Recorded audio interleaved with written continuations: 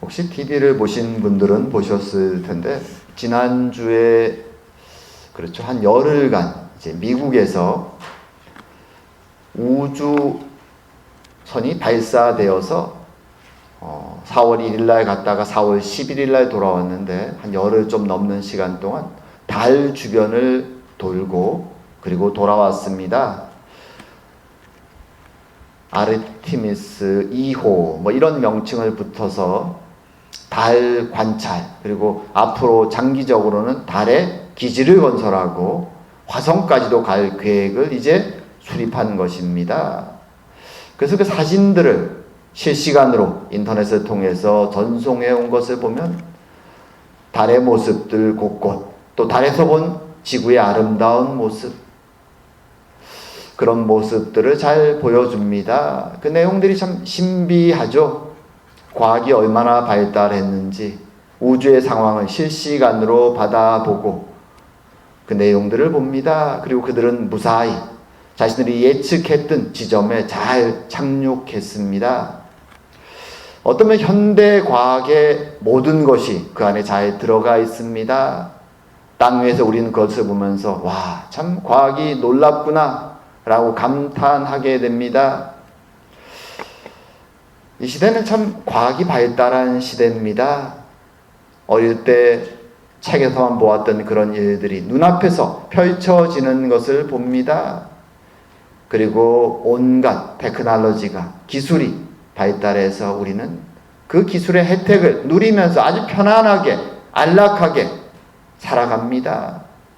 그리고 캐나다처럼 선진국은 나라의 시스템도 잘 갖추어져서 안락한 삶이 기본적으로 보장이 됩니다.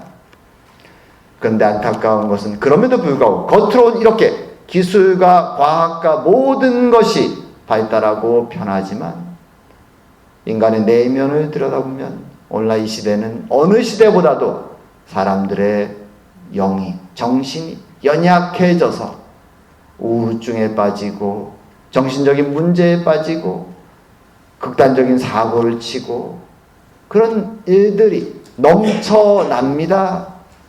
한마디로 타락했다라고도 말할 수 있는 증거들이 너무나도 사방에 넘쳐납니다. 왜 이렇게 극단적인 두 상황이 벌어지는 것일까요?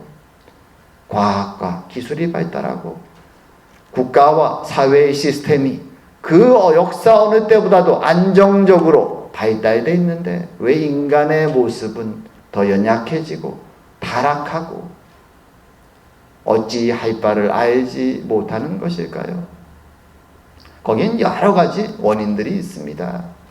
하지만 가장 큰 원인은 하나님이 그들에게 주셨던 하나님의 처음 심어주신 그 인간의 본성이죠. 하나님의 형상을 담은 인간의 본성, 그것을 그들이 사라져버리게 만들었기 때문이죠. 상실했습니다. 인간의 목적을 그들이 상실해버린 것이죠. 하나님은 인간에게 삶의 목적을 주실 때 첫 번째로는 하나님과 교통하면서 하나님의 뜻에 순종하면서 살도록 하셨고, 육신적으로는 열심히 땀 흘리고 성실하게 노력하며 세상에 나가 개척하고 그렇게 살도록 만드셨습니다. 하지만 세상이 안락해지고 평안하면서 사람들은 하나님을 찾지도 않고 육적으로 일하지도 않습니다. 사람들은 목적을 상실했죠.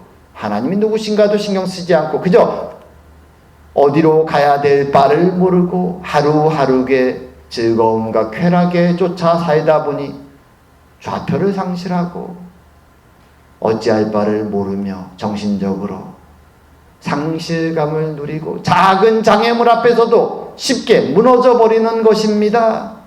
그것이 이 시대의 안타까운 모습입니다. 그래서 이 시대에는 이단도 굉장히 많습니다. 그렇게 무너져 버린 사람들을 찾아가서 잘못된 유혹의 소리로 그들을 꿰고 유혹할 때 사람들은 자신들이 목표를 발견했다고 생각하고 돌아오지만 그것은 사탄의 길이고 죄의 길이고 멸망의 길인 것이죠. 그래서 세상은 더 어지럽습니다. 잘못된 가르침이 넘쳐나기 때문이죠. 하지만 성경은 우리에게 우리가 어디서부터 왔으며 어디로 가야 되는지 그 목표를 분명히 밝혀줍니다. 주님은 복음서를 통해서 드러나는 것처럼 이 땅에 그 목표를 다시 한번 바로잡아 주시기 위해서 죄로부터 인간을 구원해서 하나님을 향하여 돌아갈 수 있도록 하기 위하여 십자가의 길을 걸어가셨습니다. 그리고 이제 사도행전에 오면 승천하시는 주님이 제자들에게, 남겨진 제자들에게 그들이 앞으로 주님이 주신 그 진리의 말씀을 따라 어떻게 살아가야 되는가, 목적을 잃은 그들에게 목적과 방향을 설정해 주십니다. 이제 오늘 사도행전을 시작하면서 우리는 주님 우리에게 주신 그 목적과 방향과 소망이 과연 어떤 것인가 하나씩 하나씩 돌아보는 시간을 갖기 원합니다. 자, 이제 사도행전을 시작합니다. 한번 사도행전 기록의 한 목적을 한번 우리가 살펴보기 원합니다. 누가 기록했습니까? 사도행전을 의사 누가가 보통 기록했다라고 말합니다. 누구에게 기록한 것입니까? 데오빌로라는 사람이 등장합니다. 이 누가는 누가복음과 사도행전을 사실 한 권의 상하권처럼 짝으로 함께 지은 것입니다. 이 누가가 기록한 사도행전이 없다면 우리는 초대교회의 모습을 알 수 없을 것입니다. 굉장히 귀중한 기록이죠. 누가는 이 데오빌로라고 말하는 아마도 로마 출신인 귀족 출신인 것 같습니다. 하지만 데오빌로가 본명인지 아니면 가명인지도 우리는 알 수 없습니다.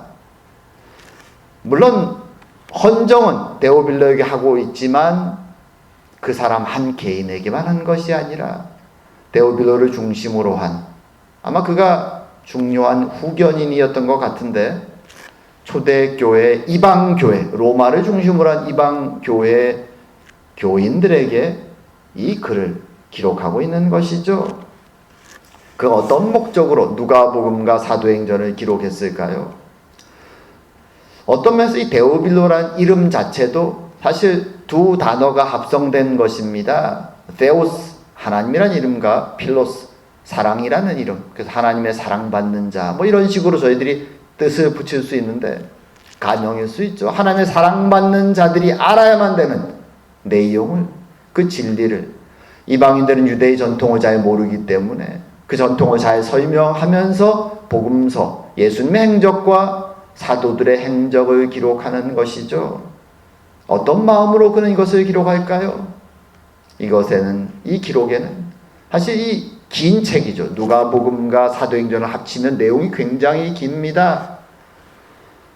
오늘날로 말하면 인쇄돼 나오면 길지 않을 수 있지만 고대에서 이 책은 굉장히 길게 기록된 것이죠. 수고와 그런 노력을 들어서 모든 자료를 수집해서 정확하게 내용들을 기록한 누가의 목적은 무엇일까요?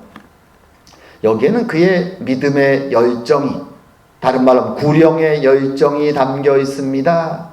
누가는 의사죠. 그리고 이 문체를 보면 알 수 있지만 헬라어를 봐도 굉장히 교육 수준이 높은 사람입니다. 헬라 교육을, 최고의 교육을 받고 엘리트고 직업도 의사입니다. 물론 고대 의사는 오늘날과는 좀 차이가 있지만 나름대로 교육받고 안정되게 살아갈 수 있던 그가 안디옥에서 사도 바울을 만나고 회심해서 그의 인생 전체가 변화됩니다. 우리도 회심의 경험들이 있죠. 처음에는 내가 복음 앞에서 죄인이라는 것을 발견하고 눈물을 흘리고 감사하고 기쁨이 가득 찹니다. 그리고 그 단계가 되면, 그 다음 단계가 되면 이 기쁜 소식을 누구인가 전하기 위해서 노력하게 되죠. 그래서 누가는 자신의 신분과 직업을 다 내려놓고 사도 바울을 따라 전도 여행을 다니기 시작합니다. 사도행전 읽다 보면은 중간중간 우리는 이라는 표현이 쓰입니다. 우리. 무슨 말입니까? 우리라는 것은 기록자가 그 무리 안에 포함되어 있다는 것이죠. 이 전도 여행 전체 쪽에서 얼마나 긴 시간 함께 했는지 모르지만 상당히 긴 시간을 사도 바울과 함께 다닌 것으로 보입니다. 우리가 사도 바울의 전도 여행을 보면 그것은 전도하는 여행이지만 동시에 박해와 고난의 기록입니다. 가는 곳마다 유대인들이 돌을 던지고 죽이려고 합니다. 그는 그 여행을 그럼에도 불구하고 힘들고 죽을 수도 있는 고난의 여행을 사도 바울을 따라 계속 다닙니다. 왜 그는 자신의 안정된 지위와 사회적인 모든 배경을 버려두고 그렇게 따라다녔을까요? 그것이 복음의 열정이죠. 견딜 수가 없는 것입니다. 이 일을 하지 않으면. 그래서 그는 사도 바울이 로마 감옥에 갇힐 때에도 그 옆에 있습니다. 버리지 않습니다. 사도 바울의 건강을 물론 돌봤을 것이고 복음의 사역을 서포트합니다. 그리고 이제 노년에 되어서 이 누가복음과 사도행전을 기록하는 것이죠. 육신이 나이가 들어 더 이상 다닐 수 없을 때 그는 그 열정을 가지고 이방인 교회에 세워진 로마일지 그 근처 어디인지 모르지만 이방인들의 교회에 한 번 듣고 잊혀지는 말씀의 복음이 아니라 반복적으로 계속 읽고 묵상하고 믿음의 진리를 확인할 수 있는 그 복음을 구약의 배경을 잘 설명하면서 먼저는 예수님의 행적을 기록하고 그리고 이제 사도들의 행적을 기록하고 있는 것입니다. 복음의 열정으로 그는 주님을 만난 이후 그의 전 인생이 죽는 그 마지막 순간까지 그는 꽤 고령 80세가 넘어 죽었다고 말하는데 그 나이까지 최선을 다하다 하나님께 돌아가는 것입니다. 그래서 사도행전을 읽을 때 내용을 보면서 우리는 누가가 이 내용 한자 한자에 어떤 마음으로 심었을까?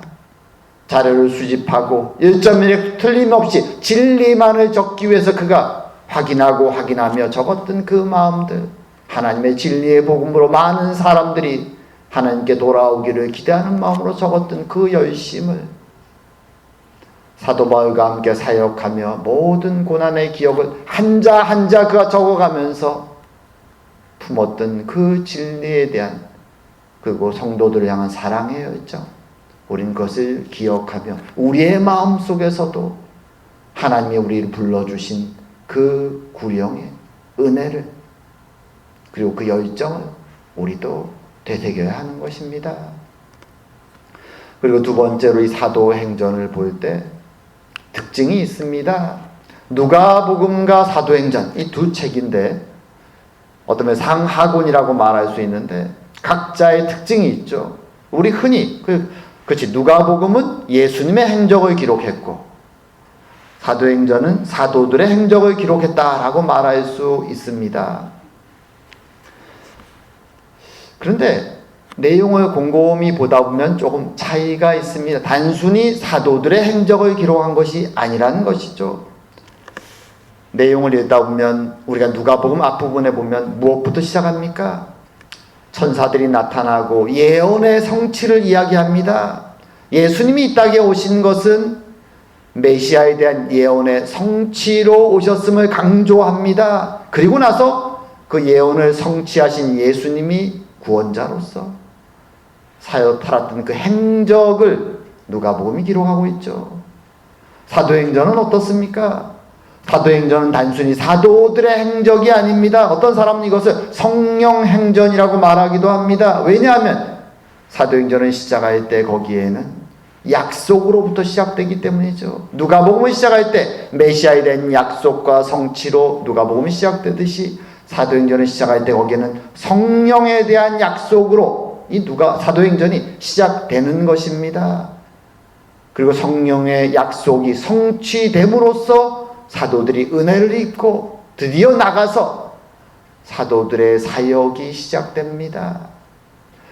그래서 누가복음과 사도행전을 딱 뽑아서 우리가 그 헤드라인을 제목을 삼게 될 때 기억할 것은 무엇인가 하면 약속된 메시아의 사역이 성취된 그 내용이 누가복음이라면 약속된 성령의 사역이 성취된 것이 사도행전이구나, 이렇게 볼 수 있습니다. 사실 이 두 가지는 유대인들에게 전혀 새로운 내용도 아니고 분리된 내용도 아닙니다.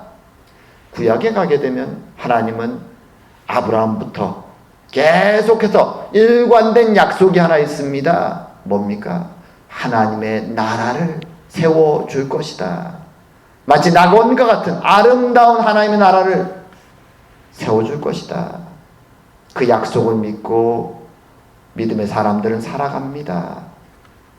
그 약속이 성취될 때를 선지자들이 계속해서 언급할 때 흔히 쓰는 표현이 있습니다. 여호와의 날 또는 마지막 때, 그날이 되면 하나님이 그 약속을 성취해서 하나님의 나라를 완성할 것이다 라고 말합니다.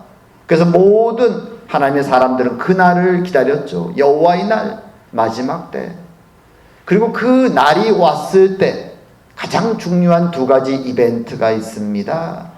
선지자들의 입술에서 반복해서 언급되죠. 이 두 가지 이벤트는 함께 언급될 때도 있지만 주로 따로따로 언급됩니다. 첫 번째 이벤트는 바로 메시아의 오심이죠. 이사야서에 반복해서 여러 번 언급됩니다. 우리가 잘 아는 내용이죠. 이사야 9장에 가면 이렇게 얘기합니다. 이는 한 아기가 우리에게 낳고 한 아들을 우리에게 주신 바 되었는데 그의 어깨에는 정사를 메었고 그의 이름은 기묘자라 모사라 전능하신 하나님이라 영존하시는 아버지라 평강의 왕이라. 메시아의 탄생을 심판자요 통치자로서 하나님 나라를 완성할 메시아에 대한 예언이 계속됩니다.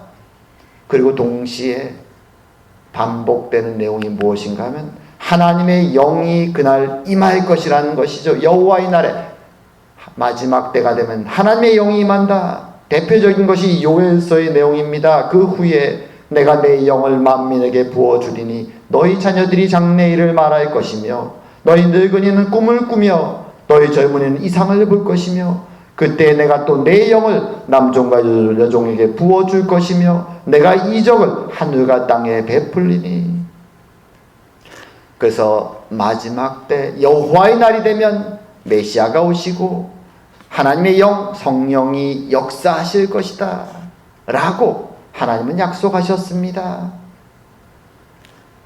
보통 구약의 선지자들이나 많은 이스라엘 사람들 이 두 가지가 한꺼번에 동시에 일어날 것이라고 기도했습니다.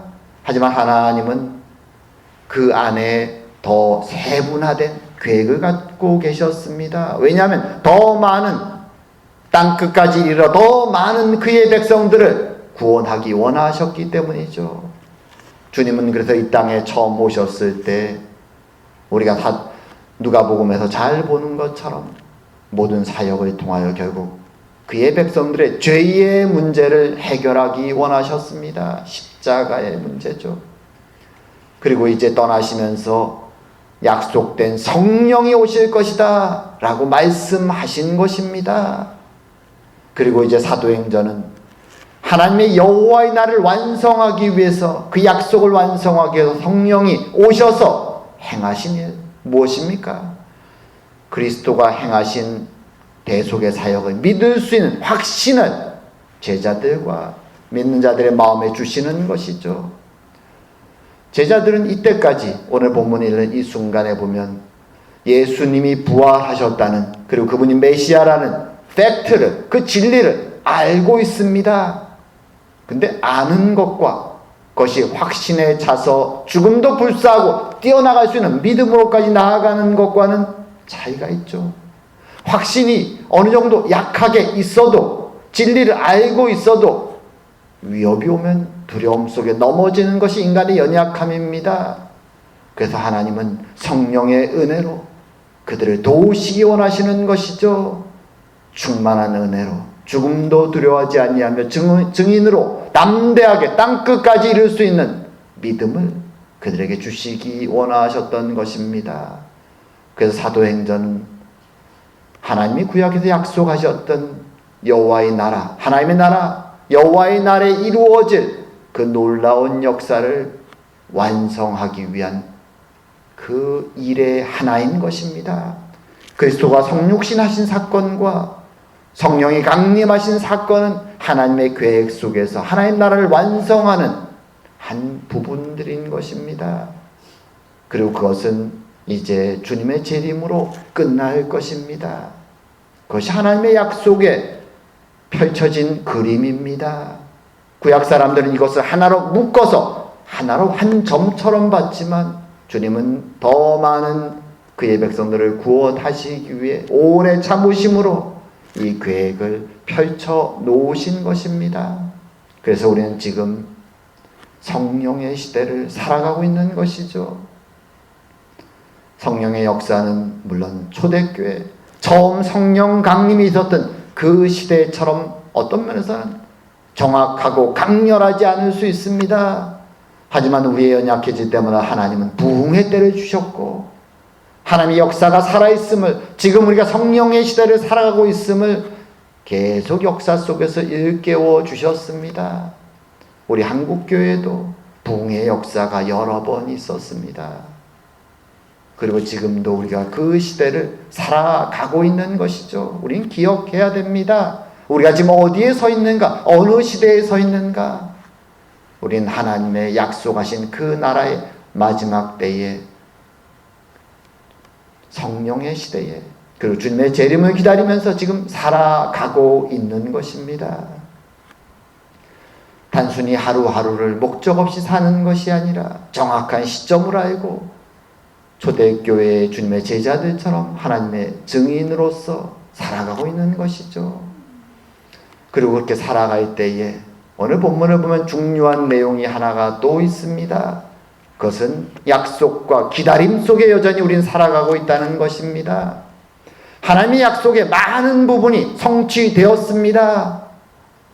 제자들은, 오늘 본문에 등장하는 제자들은 아직 성령의 강림을 경험하지 못했죠. 그들에게는 성령 강림을 기다리는 약속이 처음 있습니다.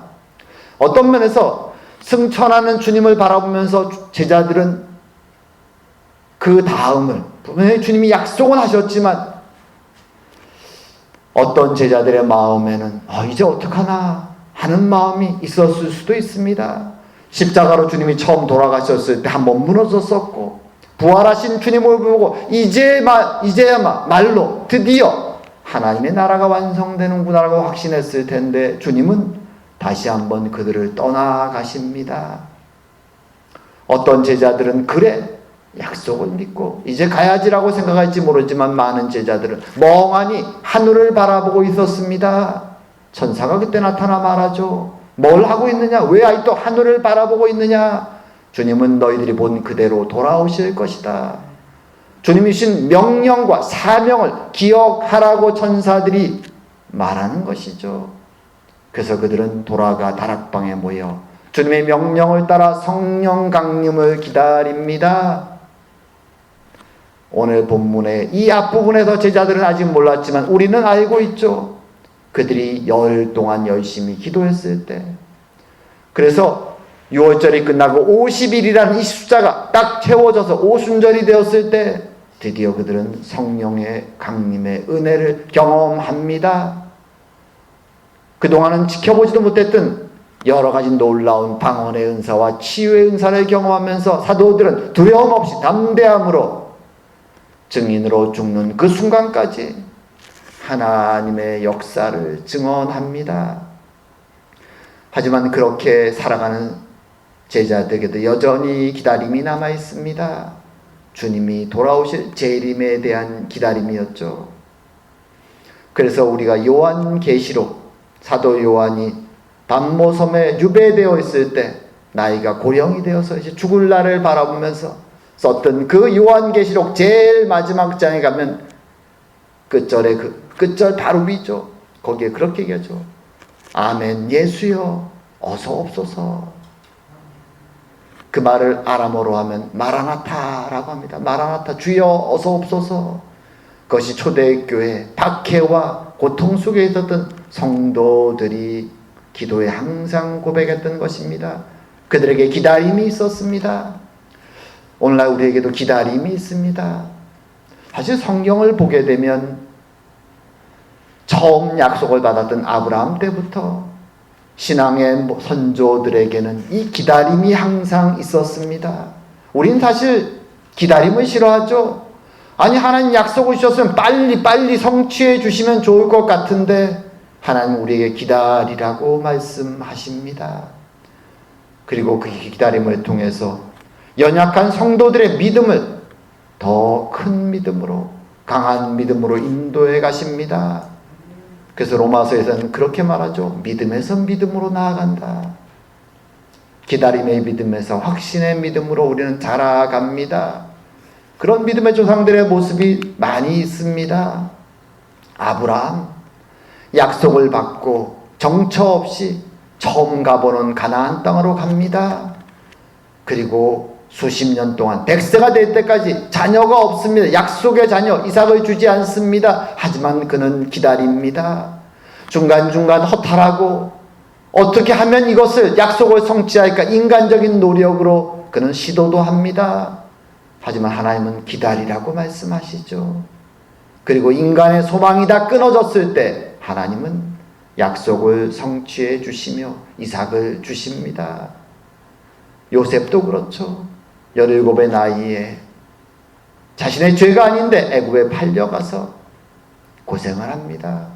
성실하게 일했지만 또 죄수가 됩니다. 10여 년의 세월이 흘러 30세가 됐을 때여야, 그 긴 기다림과 고통의 시간이 끝났을 때야 그는 하나님의 응답을 받습니다. 하지만 그 시간은 헛된 시간이 아니었습니다. 그는 형제들을 다시 만났을 때 말하죠. 하나님이 너희들을 구원하시기 위해서 나를 먼저 보내셨다. 다윗도 젊은 날에 헌신하지만 그는 10여 년 동안 도망자의 삶을 삽니다. 억울하게 사울왕에게 쫓기지만 자신이 사울을 죽일 기회가 여러 번 찾아오지만 죽이지 않습니다. 그리고 하나님의 시간을 기다립니다. 그리고 하나님의 때가 되었을 때 하나님은 그를 세워 이스라엘의 위대한 왕으로 세워주십니다. 그리고 이스라엘도 메시아가 오기를 400년 동안 나라 없이 기다려왔습니다. 그리고 오늘 본문의 사도들도 로마 전역을 선교하며 다니며 고난 속에 있었지만 그들은 주님의 오심을 마라나타 기도하며 기다렸습니다. 우리도 지금 그 기다림의 시간을 살아갑니다. 하지만 중요한 것은 무엇인가 하면 하나님이 기다림을 우리에게 허락하시는 이유는 우리의 믿음이 그 안에서 연단되어지고 자라가서 증인으로서 하나님의 더 많은 백성들을 구원하기 원하신다라는 것입니다. 주님은 기다림을 통해 믿음에서 믿음으로 자라나게 하시길 원하십니다. 그것이 바로 믿음의 조상들의 신앙의 역사를 통해 드러났던 모습들이며 오늘 본문에 있는 사도들의 모습들인 것입니다. 우리도 그것을 기억해야 되는 것입니다. 우린 기다림 속에서 믿음으로 자라가게 하시는 하나님의 은혜 속에 지금 하루하루를 살아가고 있는 것입니다. 이제 말씀을 맺을까 합니다. 누가는 의사, 누가는 하나님의 은혜를 경험하고 자신의 인생을 완전히 바꿉니다. 사도 바울을 따라 평생을 다니며 고난을 동행하며 감옥에도 동행하며 그는 자신에게 주신 그 생명의 구원의 은혜를 경험하고 그것을 나누는 일에 일생을 바칩니다. 그리고 우리를 위해서 누가복음과 사도행전을 기록하는 길고 힘든 시간들을 거치면서 그는 기록을 남겨 그의 믿음과 소망과 마음을 담아 우리에게 주고 있는 것입니다. 우리는 그의 마음을 이 사도행전을 읽으면서 기억해야 됩니다. 그리고 하나님이 약속하신 것을 성취해가는 과정을 우린 누가복음과 사도행전을 통해 경험하는 것입니다. 하나님은 약속하시고 1.1획도 없이 반드시 성취하신다는 것, 이제 지금 우리는 바로 그 성취 속에서 그리스도의 속죄의 사역을 경험했고 성령의 시대를 우리는 살아가고 있음을, 주님의 재림을 기다리며 그날의 완성을 기다리고 있음을 우린 기억해야 됩니다. 그리고 믿음의 조상들이 그러했던 것처럼 주님은 우리에게 기다림의 은혜를 허락하십니다. 때로 힘들고 고통스럽지만 주님은 기다림의 시간을 통해 우리가 기도와 말씀으로 연단되어져서 믿음에서 믿음으로 자라가며 하나님의 진리의 증인으로 하루하루를 살아가기 원하십니다. 우리의 믿음의 조상들이 그렇게 살았고 영광 속에 하나님께 돌아갔습니다. 우리도 그 길을 따라 생명의 진리, 영광의 진리, 그 증인으로 기다림과 믿음 속에 소망으로 하루하루 살아가는 저와 여러분 되기를 주의 이름으로 축원드립니다. 기도드리겠습니다. 사랑과 은혜의 하나님 아버지, 참으로 의사 누가의 헌신을 통하여 우리에게 사도행전의 말씀을 주시며 하나님의 역사를 전달하여 주시니 감사드립니다. 참으로 오랜 기다림 속에 약속과 성취를 1.1획도 틀림없이 이루시며 믿음에서 믿음으로 자라가게 하시는 하나님, 오늘도 그 역사와 은혜 속에 우리가 이 자리에 있음을 알기에 감사드립니다. 우리의 믿음을 붙잡아 주시며 우리의 인생 가운데 하루하루 속에 동행하시는 성령의 은혜를 경험하며 진리를 붙잡고 주님 만날 그날까지 주의 증인으로 살아가는 우리의 인생이 되도록 주님 축복하여 주시옵소서. 감사드리오며 모든 말씀 예수님 이름으로 기도드립니다. 아멘.